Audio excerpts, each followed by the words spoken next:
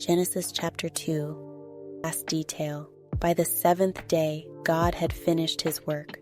On the seventh day, he rested from all his work.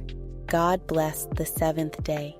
He made it a holy day because on that day, he rested from his work, all the creating God had done. This is the story of how it all started, of heaven and earth, when they were created, Adam and Eve.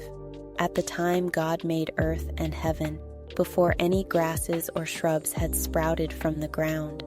God hadn't yet sent rain on earth, nor was there anyone around to work the ground. The whole earth was watered by underground springs. God formed man out of dirt from the ground and blew into his nostrils the breath of life. The man came alive, a living soul. Then God planted a garden in Eden in the east. He put the man he had just made in it. God made all kinds of trees grow from the ground, trees beautiful to look at and good to eat. In the middle of the garden stood the tree of life and also the tree of knowledge of good and evil.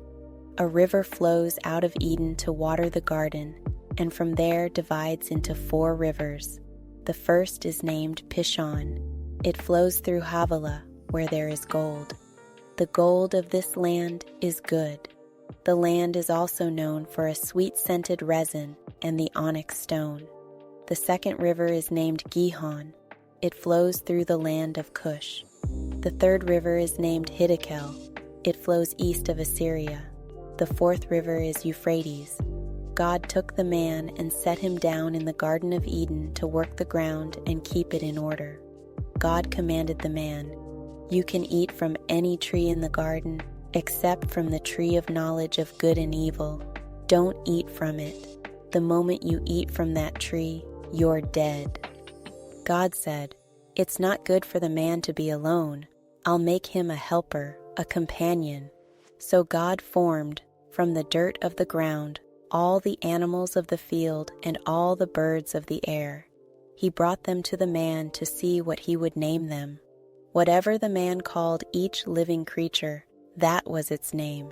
The man named the cattle, named the birds of the air, named the wild animals. But he didn't find a suitable companion. God put the man into a deep sleep. As he slept, he removed one of his ribs and replaced it with flesh.